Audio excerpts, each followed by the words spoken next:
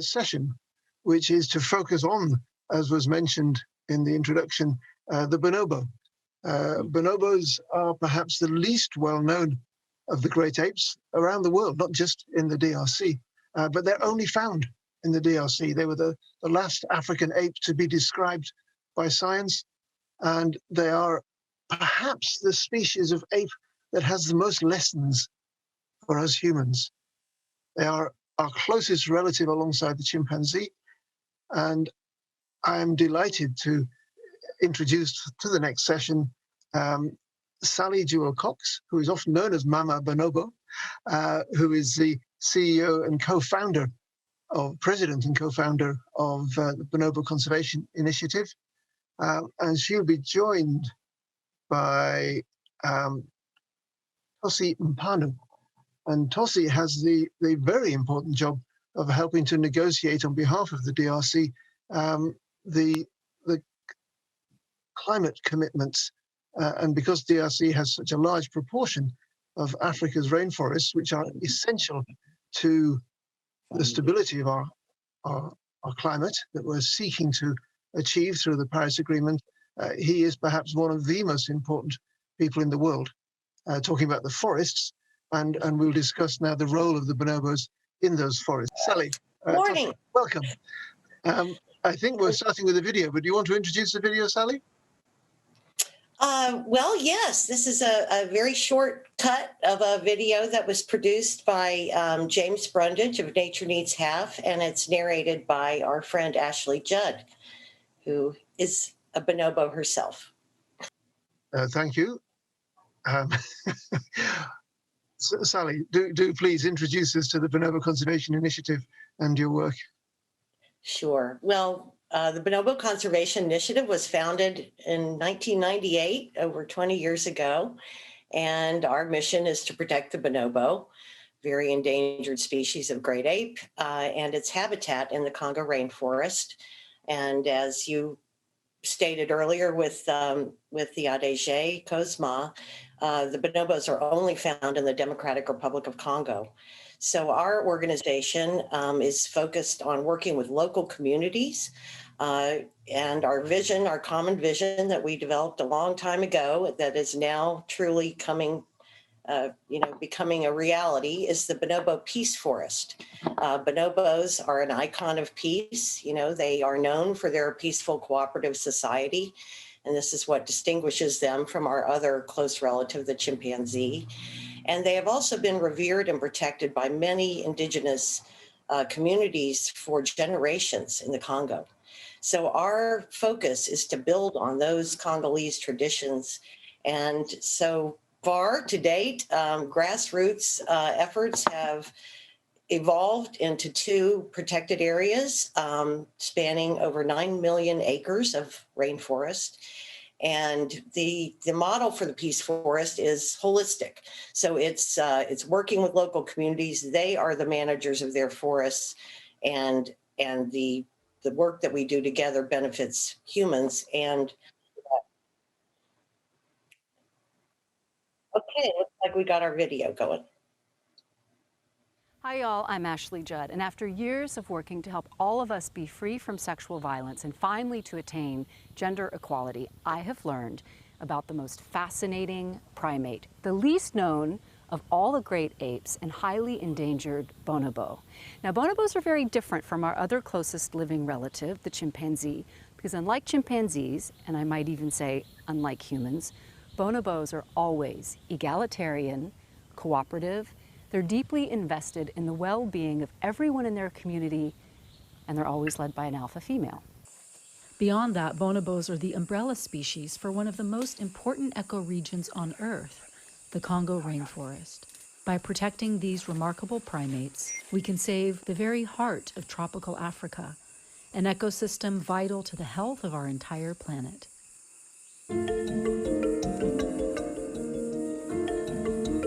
Bonobos live deep in the most remote part of the Congo rainforest. Though they share almost 99% of human DNA, most folks have never even heard of a bonobo.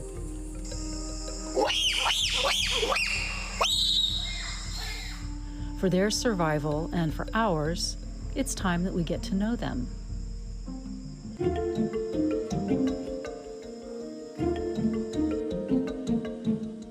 Bonobos are remarkable for their intelligence, their compassion, and their social structure. They use affection rather than aggression to resolve conflict and reinforce social bonds.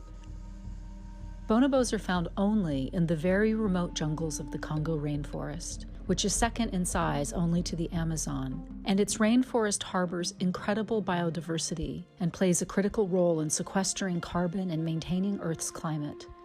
If it is lost, so are we.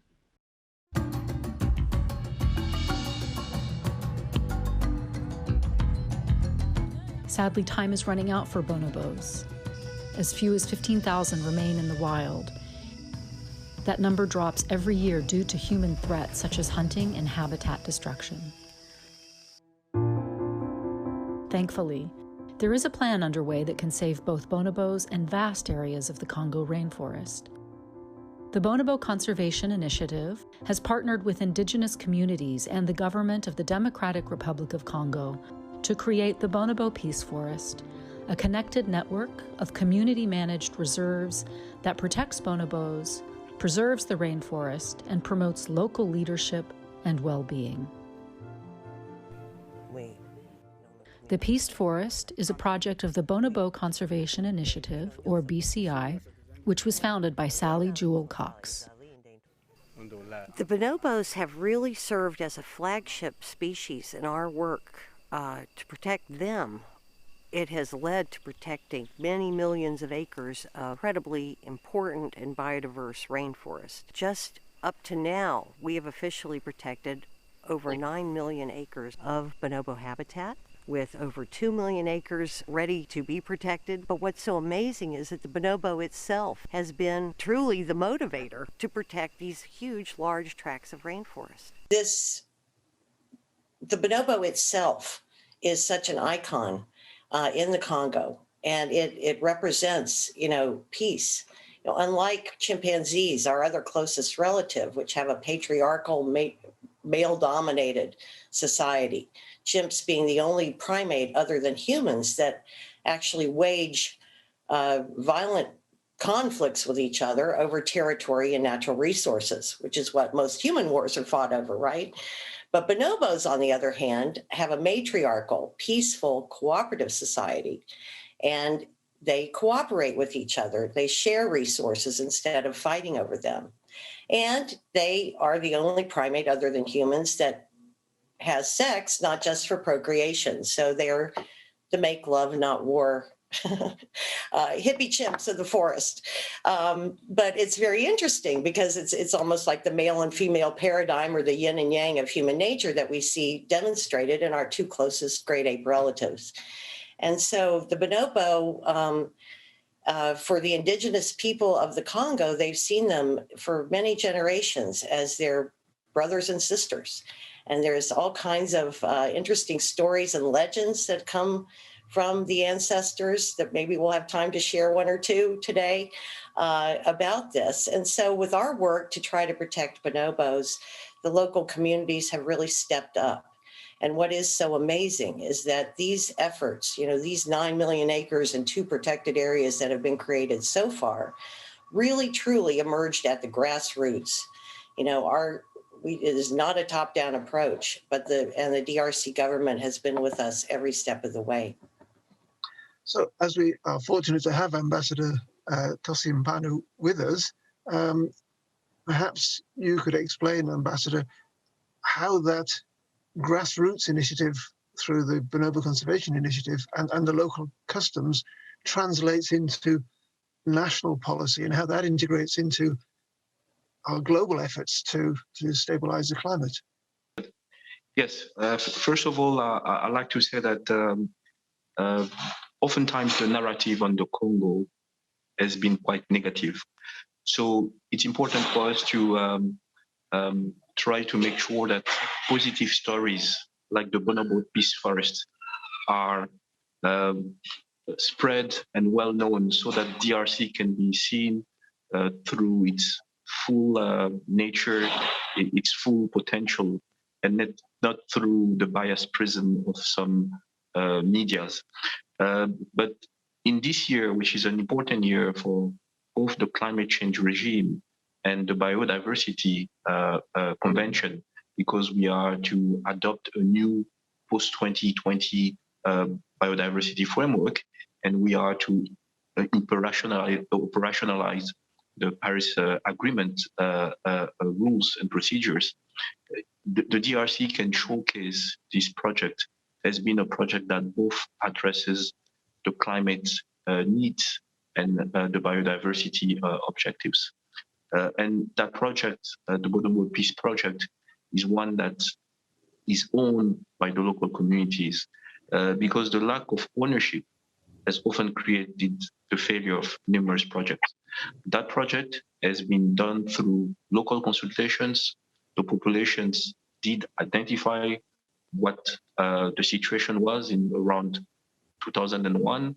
The country was in conflict, and there was an importance to find a project that will help diverse communities come together and be around one common objective that will help them achieve social and economic gains. And that project, in a way, serves those many purposes.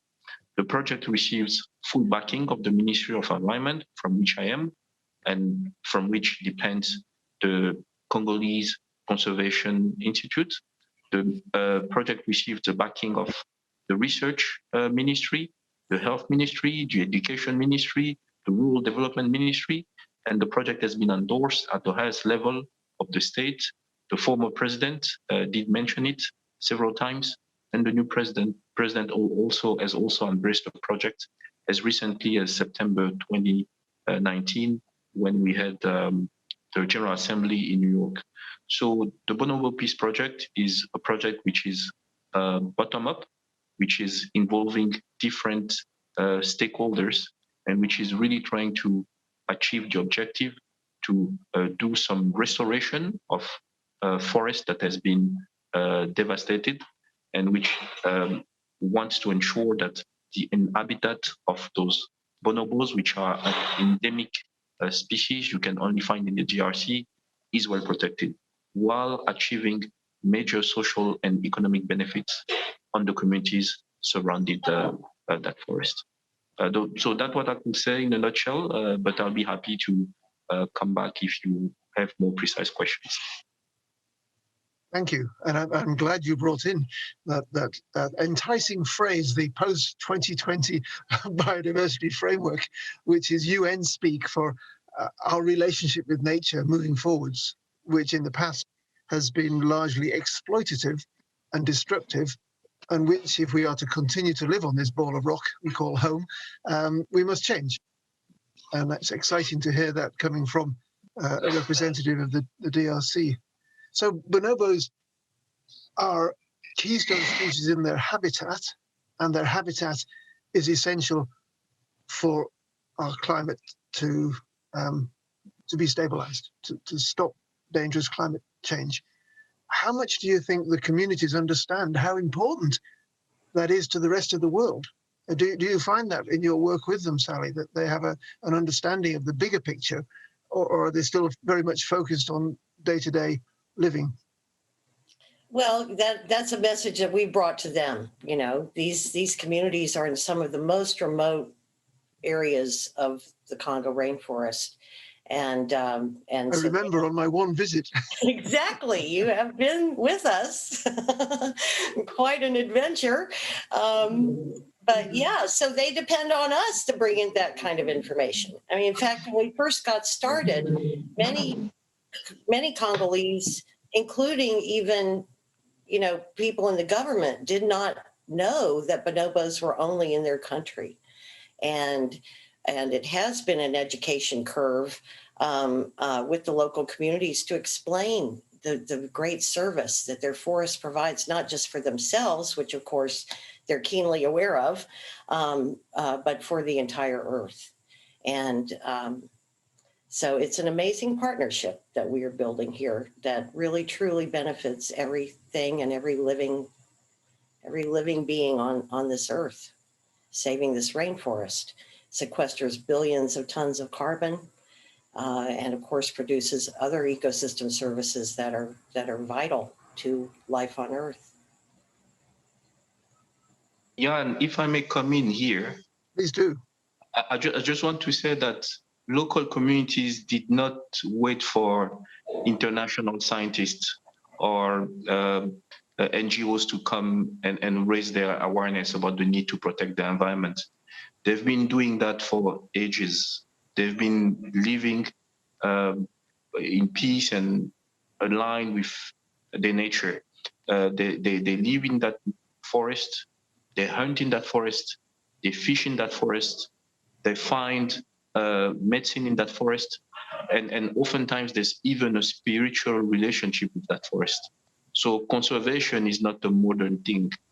What can be a major incentive today is explaining to them how what they can do locally can contribute to the global solution to curb greenhouse gases and stabilize the climate. And this is why it is also important that Sally's message is well distributed, so people understand that there is a discussion on equity, because some people have used most of the Earth atmospheric atmosphere to get rich and to live in a selfish way, while some people have been doing what's right for the planet. So it calls for more equity, it calls for adequate finance so that people at the local level can indeed continue to do what they've been doing for ages. And today it's becoming more difficult because modernization has kicked in and people want energy. People want to have access to infrastructure. People want to grow food. And all those, unfortunately, are creating drivers of deforestation. And those drivers of deforestation needs to be handled. People need to do agriculture which is not destroying the forest. People need to have access to renewable energy which doesn't depend on timber. People need to be able to be educated and have skills. All that comes with a cost. So unless projects such as Sally's receive adequate funding through the spirit of solidarity and equity, unfortunately, the forest will be destroyed at the local level.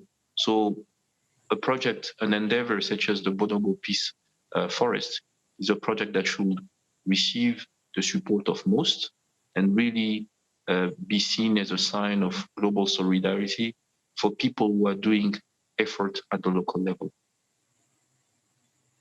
I couldn't agree more. And we will be talking in a later session about new ways of financing conservation, because you're quite right. Traditional ways of life in a tropical forest are not destructive of that forest. They're part of that forest, part of the ecology. And it's only when modern development, and in particular the extractive industries, that come in and either want the minerals from beneath the forest or the timber that comprises the plant part of the forest, or the meat or the ivory, or the products of the animals of that forest, and constantly valuing that which you can extract from a forest, but not valuing the forest itself, has been a big mistake. And I think we'll have some very interesting, I hope you'll stick around for the finance session, because we've seen the UK government commissioned a review of natural capital, not from the Environment Ministry, but from the Treasury. I don't know if you've had a chance to look at the Dasgupta review, but this was commissioned by the UK Treasury to sort of lay the groundwork for this new understanding of natural capital. And if you look at natural capital, the Democratic Republic of Congo is one of the wealthiest countries in the world. But until now, basically, the world has not seen that living capital as being valuable. Only when you cut it down and extract it, then it becomes valuable, because you can sell the wood or the ivory or the meat or whatever product comes from the forest. And so the potential for change is huge. And it was going to be last year was the super year for nature, with the Convention on Biodiversity meeting intending to meet in China, and the climate talks intending to come to Glasgow in the UK, and everything has been delayed by a year. So now 2021 is the super year for nature. And as I mentioned earlier, you are very much in an influential position, coming from one of the most biodiverse and rich in terms of natural capital nations, and yet, according to traditional economics, one of the poorest countries on earth. We have to rebalance that. And indeed, we have an organization now called Rebalance Earth, which we'll be talking about later on. All that is a long way from people living hand to mouth in a village and seeing the bonobos as their cousins in the forest. So Sally, how do we square that circle? How do we bring people who have a traditional way of life that is sustainable, and they're being told, well, you must live sustainably, and they say, well, we've been doing that for generations. What are you talking about? It's you guys that are destroying our habitat. How do we get over that? Well, it's both things. I mean, for one, the human population is growing in the Congo, even in these remote areas. And, just a lot of the deforestation that is occurring is due just simply to slash and burn agriculture. So as Tosi was saying, part of the big solution is helping the people with more sustainable agriculture practices, better seed stocks and things like that, which we've been doing. And also funding, a lot of what's driving the bushmeat trade in particular, which is the biggest threat to bonobos and most species in the Congo forest, is simply the lack of other means of making a living. So a big piece of the solution, as Tosi said, modernization is coming in. People have to use money now. They didn't used to use money, and there's still a lot of barter that goes on in these areas. But the point is that these communities need support to be able to continue to protect their forest in a sustainable way, and to have means of livelihood that are, that provide for their needs, but do not destroy the forest and the biodiversity. So, the commercial bushmeat trade is a huge, huge problem. And, one of the brightest lights in the solution category right now is that RED, reduced emissions from deforestation and degradation, new carbon credit, not so new, but finally the market is opening up for it. Tosi worked with us back in 2009 on the very first contract for RED in the DRC. And now, after a good decade, large corporations, the big polluters, are committing to offsetting their emissions and to going net zero. And there is going to be a market-based solution, it's happening now, that will put money, basically pay for these ecosystem services, pay for all that carbon that the forest is sequestering. And, also statistics show that forests that are stewarded by indigenous communities tend to have much lower rates of deforestation than in other areas. So this partnership in the Bonobo Peace Forest with the local communities and with some outside support is really one of, a very viable solution that provides for the needs of the people, the biodiversity, and the planet. You mentioned the commercial bushmeat trade, but there's another trade that is driven by demand from outside, and that's the trade in live animals. And the last bonobo I met was a bonobo who was being kept as a pet, and I helped the authorities to confiscate and take to Lolia Bonobo, the only sanctuary in the world that cares for bonobo infants that have been orphaned and puts them back into the wild. So if you're living in a remote forest, and the only way you can see of making money is by capturing babies or killing adults and selling the meat, or cutting down trees and selling the timber, we have a real problem, because until this new thinking that the reduced emissions from deforestation, forest degradation scheme that the UN has developed, and other systems, until they sort of come on stream, there are no alternative livelihoods that the average person can access. And it's a huge problem. And I know that ecotourism has been seen as, well, if tourists come, then that creates jobs. You need hotels. People can use their craft skills to make souvenirs. They can dance and put on performances for the tourists, all of which can help, but I suspect isn't enough. So we've got to get beyond these relatively small project-sized initiatives to scale them up. Tosi, do you see what is the policy of the government to sort of scale up these things so that they begin to have a global effect? Thank you very much, Jan. And I just want to start by something you said earlier, that everything because of the pandemic was pushed back by 1 year. I just want to say that indeed we can quarantine COVID, but we cannot quarantine climate change. We cannot quarantine biodiversity loss. So it is important that we keep our efforts ongoing. And unfortunately, some people decided to take a break. For them, they could try to take care of the health situation and that nothing else mattered. I understand that the health problem is a big problem, but there is biodiversity loss happening. There is climate change, which is continuing to run away. And we need to continue to make endeavors to tackle those two issues. That said, I think the key of the problem you raised is about ownership by the communities.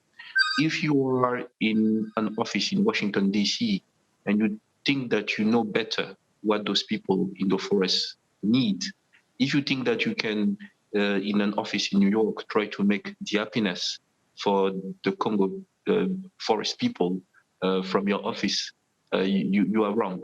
You need to go at the local level and see what works for them, see what their livelihood is all about, see how people living with less than $1 per day can be impacted by a small financial contribution.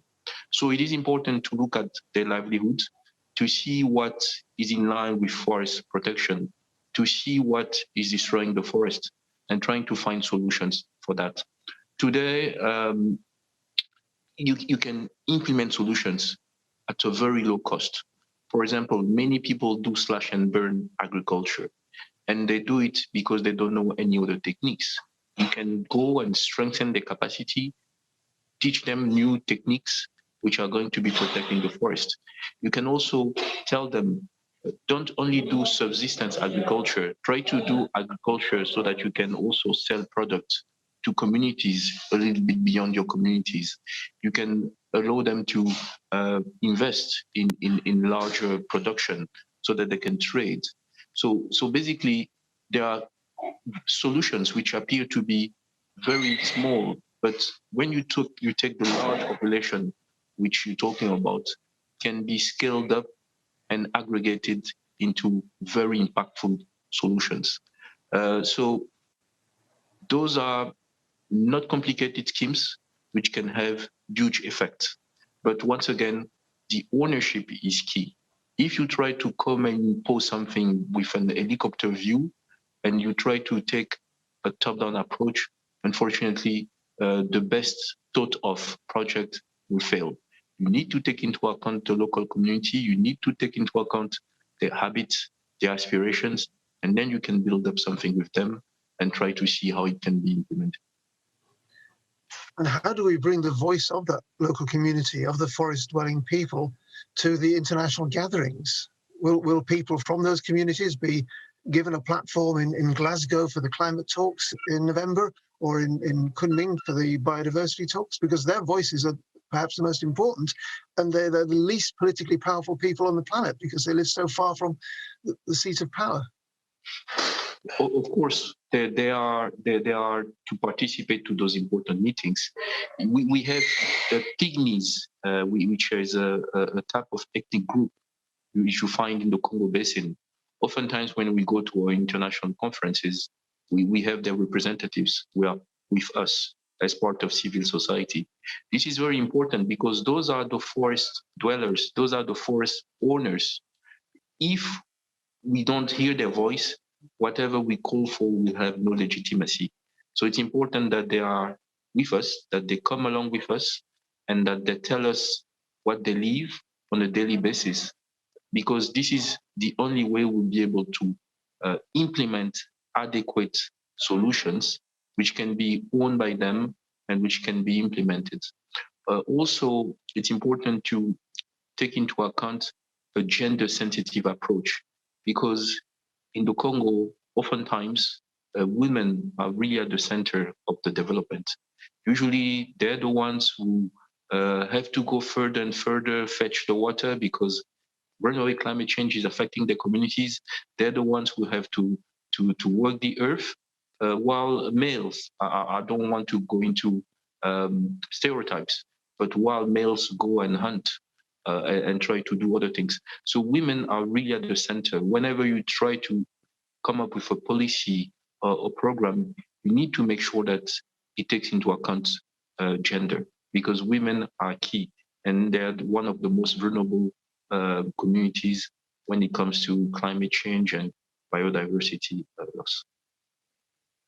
One of the most powerful women in terms of guiding the global economic thinking is the managing director of the International Monetary Fund, Kristalina Georgieva. And she has been saying recently in speeches that countries need to calculate their natural capital and use it in their national accounts, their balance sheets. And perhaps with that attitude, the DRC, next time a big international corporation comes in with huge resources saying we want to fell the forest here to grow this crop, or dig a mine there and build a road to extract the minerals, perhaps the newly perceived monetary value of that forest might be able to push back a little bit. I don't know if this is coming into the thinking of the government of the Congo, but I hope so. And we'll be discussing that later on today.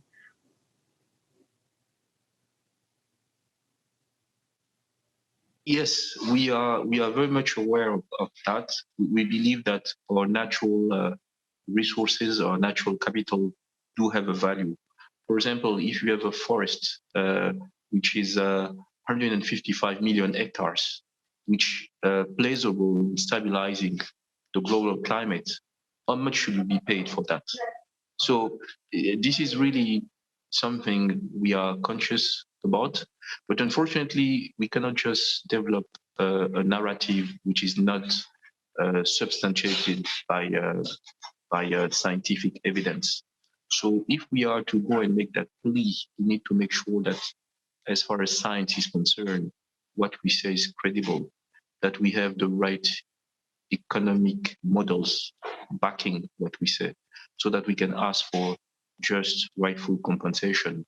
So it's not just about trying to go into a militant ideological approach where you're trying to demand and ask for reparation of historical responsibility. It's about what you can really bring as a solution and what type of projects which are bankable and credible can be developed.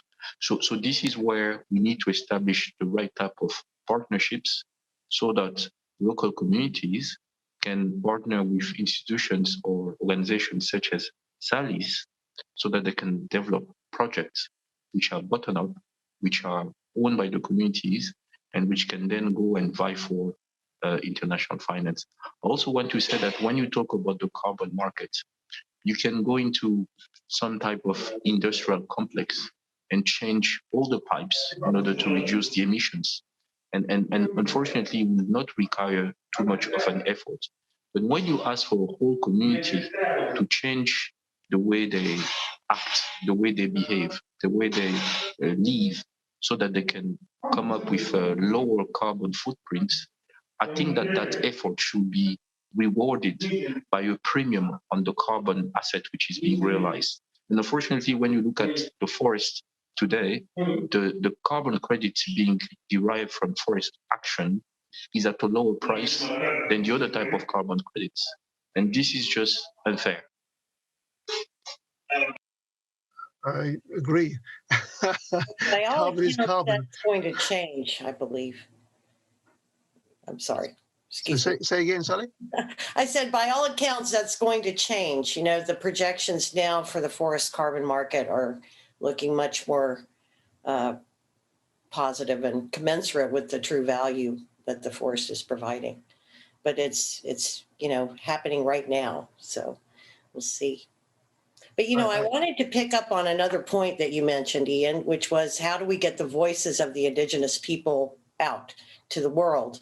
And as Tosi said, you know, involving them in these international fora. But just this last year, V. Sauvage, the managing partner at Kokolo-Puri Bonobo Reserve, was awarded the UNDP Equator Prize. And actually today, Albert Locasola, the head of V. Sauvage, is participating in a forum that's being broadcast by the UNDP in celebration of World Wildlife Day also. So that was a real bright spot in an otherwise dismal year for us. And it's really an honor and a joy to see V. Sauvage being recognized for their hard work over 2 decades. I'm glad you remember to bring that in because it was a bright spot. It is always wonderful when recognition is given to important work, but we are still facing this question of making small bright spots of hope turn into a global reawakening of the importance of nature, and I'm sure that's partly what we will be achieving today by discussing these things in this forum. It's great that Albert is in another forum doing the same thing. I know, yeah. So the bonobos share their forests with many species, and one of the most important is the forest elephant. And in our finance session later today, we will be discussing the value which the IMF now attributes to each forest elephant because of some research that was done in the DRC and Congo-Brazzaville, comparing 2 forests where one with forest elephants and one where the elephants have all been killed for their ivory in previous decades. It turns out that where there are elephants, the forest holds about 7% more carbon than where there aren't elephants. And when you do the sums, as Ralph Sharmy, one of our guests this afternoon, has done, it turns out that each individual elephant over the course of his or her life, which we might estimate at about 60 years, is responsible for the sequestration of about $1.75 million worth of carbon. So if one elephant does a job which at the then carbon price on the European exchange equated to 1.75 million, and that price has gone up since, so the value of per elephant is going up. We're looking at ways of delivering some of that value to the communities whose way of life will influence the survival of those elephants in their habitat. And that's something which I'm hoping is going to play a large role in the DRC once we get our pilot project up and running. But I digress, because bonobos are also keystone species, and no one has yet calculated how much carbon is attributable to the life of one bonobo. But it'll come. And increasingly, we'll have a better understanding of how the different cogs in the giant living machine of the rainforest interact and are valuable just by being there. And that you don't have to extract them and sell their babies to a pet shop or a circus. And you don't have to cut down the habitat and make planks out of it to get some money. There should be, as you said, Ambassador, a payment for ecosystem services, and we have to this year work out how we're going to do that. So it's a challenge. There was a study published a few years ago by the Max Planck Institute that showed that bonobos disperse seeds as do elephants, and that bonobos disperse seeds of the trees that actually sequester the most carbon.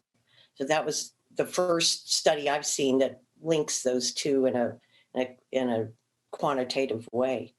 we need to get that study into the hands of Ralph Sharmi's team at the IMF and come up with some numbers. But in that sense, it's an exciting time. It feels like there's a solution in sight that could really do the job. And at the same time, climate change, biodiversity loss, and now global pandemics are offering every year a new challenge that we have to overcome, as well as solving the original problem. Are you both optimistic in this regard? I am. Good. I am, and largely because of these new financing mechanisms. Because quite honestly, you know, over these years, the Bonobo Peace Forest has started to replicate on its own. The example of Kokolo-Puri inspired 5 other communities to go and start their own associations, get their communities behind protecting the bonobos in their forest, and they're working to protect their own forest legally now. And that is a phenomenon that is rarely seen. And it is because of what Tosi was talking about, the ownership, and also them seeing the opportunity that can come through conservation and working, you know, with other, international partners that can help bring them the kind of aid they need. We say in French that as long as you have people, you have hope. So there are 100 million people here in DRC, so there's a lot of hope. No, but I think that it's important to come up with a common yardstick that everybody understands. And you mentioned the value of an elephant, the value of a bonobo. If that's what it takes, then let's go into that calculation. Let's go into that that evaluation, so that then we have a common yardstick, so that people understand that the life of a bonobo in a remote forest in DRC is not of less value than you will give to a grizzly in Canada. So it's important that we are able to continue to do the awareness raising which we're doing, and really trying to explain that it's not about only protecting the habitat of bonobos, but it's all the positive effects which are brought about. The poverty reduction of the population, the peaceful activities around the population, and I do think that we need to come up with sound, credible planning, because this is where the money will be flowing. When people understand that there is a absorptive capacity and that money will be put in best use and will bring the best value for the money mobilized. And we need also to try different approaches. We need to try to do crowdfunding. We need to try to use public funding as leverage to mobilizing more private sector money. But what I want to say is that it is money which doesn't require huge quantities, but can have huge effects on the ground. And if we are to do what's required for the planet, what's required for world equity, I think all of us should try to give adequate attention to what's taking place in sanctuaries like the bonobos and other ones throughout the planet.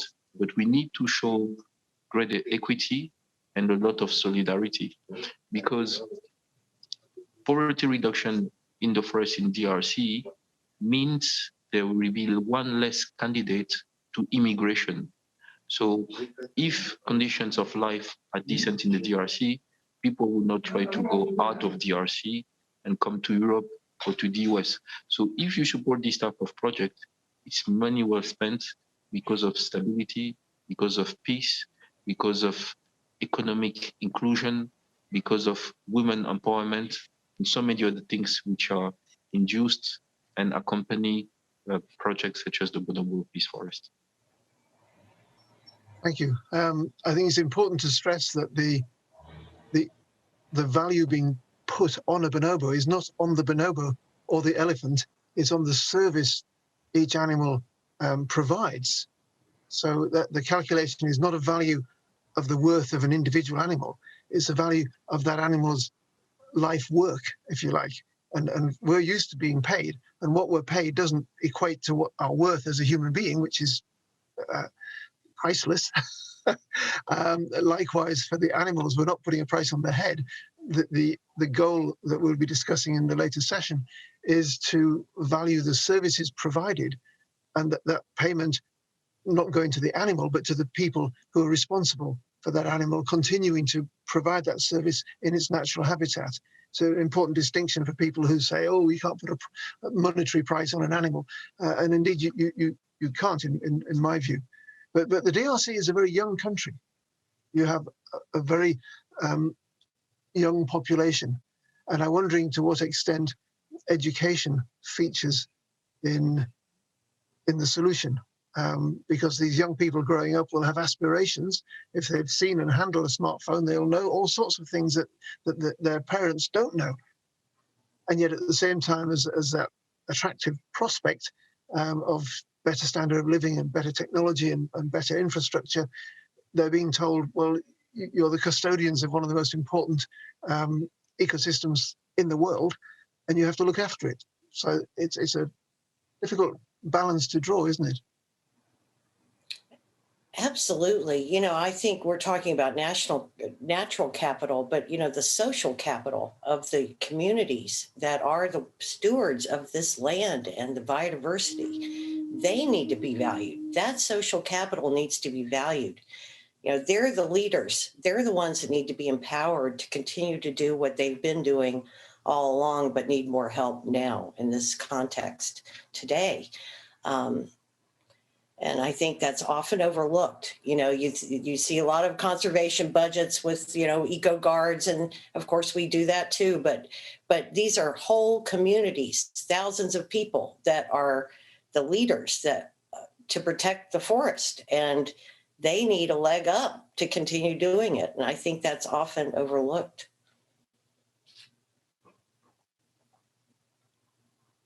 Yes, I agree with Sally. I think the population of the DRC is quite young. I think, if I'm not mistaken, statistics go along like 70% of the population must be under 25 years old. So it's a strength, but if it is not well managed, it can be a major weakness. So it's important for us to really see how we can put all that youth and that energy and that power of learning in good use. And if we can teach easy things in the Western world, such as switching off the light when you go out of your room, closing the tap water when you brush your teeth, there are also things that we can teach in that young population in DRC, which can be very transformational as far as the protection of nature is concerned.